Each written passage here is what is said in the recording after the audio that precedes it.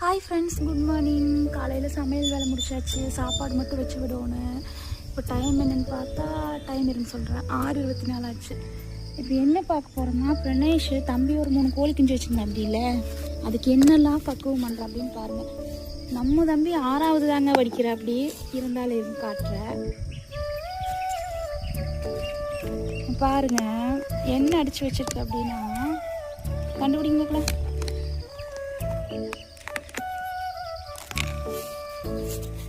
இந்த மாதிரி வாங்குற குஞ்சுகளுக்கெல்லாம் ஜீரணமாகாதுன்னு அரிசியும் வறுகடலை சட்னிக்கலை இருக்குங்களா, அதையும் அடிச்சு வச்சிருக்கா அப்படி.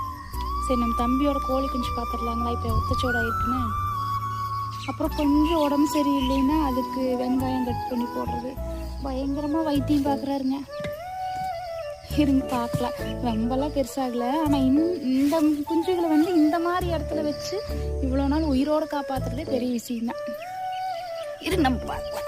அது வேறு, அதுக்கு வேறு இப்படி தொட்டில் வாங்கிட்டு வந்து இது வெங்காயம் எப்படி ஓடிட்டு தெரியுது உங்களுக்கு தெரியுதா? ஓப்பன் பண்ணு. சரி, அந்த பக்கம் ஓப்பன் பண்ணு. சரி, எப்படி ஓப்பன் பண்ணு பாருங்க. தண்ணி வைக்கிட்டு பாருங்க.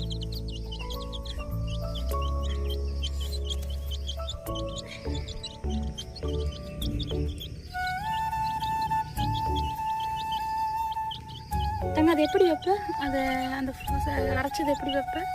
அதை க்ளோஸ் பண்ணிட்டு காற்று எப்படி வைக்கிறது காற்றுல. இந்த மாதிரி கோழி குஞ்சுகள்லாம் கிறங்கி இறந்துருது இல்லைங்க. இதில் எது தாங்க நல்லாலாமா செடியில்?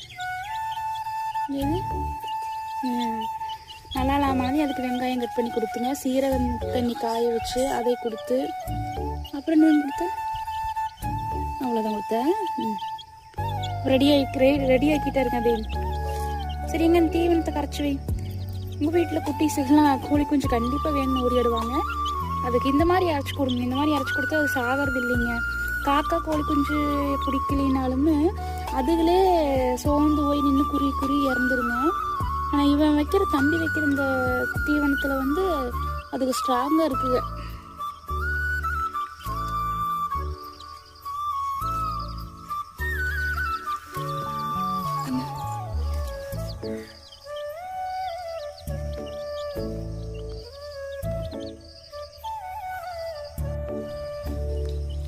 விளையாட்டு பாருங்க. காலையில் இப்படித்தாங்க அந்த பவுடர் வந்து தண்ணீர் தான் கலக்கி வைக்கிறேன் அப்படி.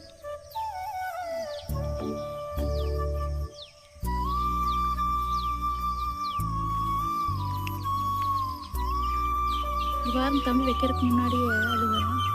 வெய்,